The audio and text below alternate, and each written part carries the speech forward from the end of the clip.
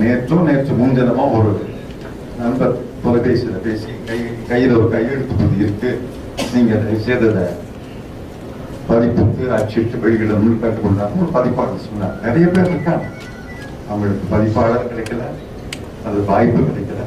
அவர்களால சொந்த செலவுல அந்த மாதிரி எல்லாம் இப்ப அதீதமான ஆசைகள்லாம்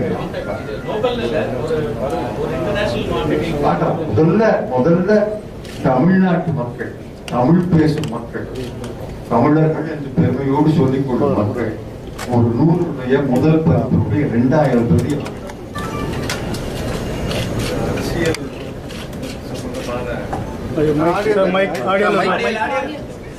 இது அரசியல் சம்பந்தமான ஊடக சந்திப்பாங்க. முதலே நான் தெளிவுபடுத்த, நாங்க அனைத்து நாளிதழ்கள், வாரிதழ்கள், இலக்கிய வலைத்தளங்களுடைய பிரதிநிதிகளுக்கு அழைக்கும். ஆனா நீங்க எல்லாம் வந்திருக்கிறது பத்தி எனக்கு மகிழ்ச்சி. ஆனா அரசியல் சம்பந்தமாக எந்த கருத்தையும் நான் தெரிவிக்க போவது கிடையாது. அரசியல் சம்பந்தமான எந்த கேள்விகளுக்கும் பதில் சொல்ல போவது கிடையாது. இது முழுக்க அரசியலுக்கு அப்பா என்னுடைய நீண்ட கால விருப்பம். சில நண்பர்களோடு இணைந்து எழுத்து என்ற ஒரு இலக்கிய அமைப்பை உருவாக்கி இருக்கிறோம். எழுத்து இலக்கிய அமைப்பை பற்றி மட்டுமே நான் ஒரு 5-6 நிமிடங்கள் பேச போகிறேன். எழுத்து இலக்கிய அமைப்பை பற்றி மட்டுமே ஒரு 2 கேள்விகளுக்கு பதில் சொல்ல போகிறேன். ஆகவே அரசியல் நிருபர்கள், அரசியல் ஊடக நண்பர்கள் மன்னித்து கொள்ள வேண்டும் என்று கேட்கிறேன். Those media representatives who are interested in Tamil literature. But I'm happy that so many of you have turned up, but that is not the subject of today's press conference. தமிழ்ல நூல்கள் வர்றது மிக குறைவாக இருக்கிறது.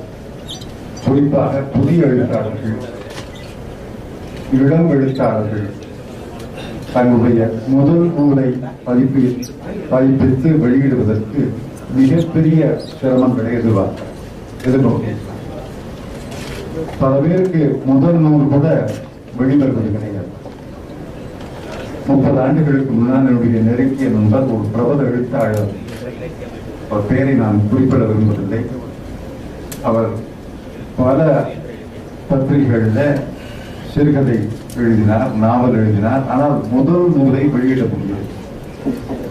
மிகுந்த சிரமத்துக்கிடையே முதல் நூலை வெளியிட்டார். பிறகு பல நூல்களை வெளியிட்டார்.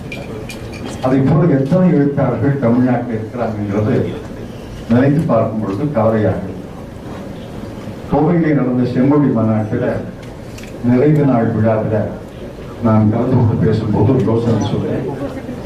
தமிழ்நாடு அரசு இதற்கென்று ஒரு பெரிய தொகையை ஒதுக்கி அந்த தொகையிலிருந்து கிடைக்கக்கூடிய வருமானத்தின் மூலமாக புதிய எழுத்தாளர்கள், குறிப்பாக இளம் எழுத்தாளர்களுடைய முதல் நூல்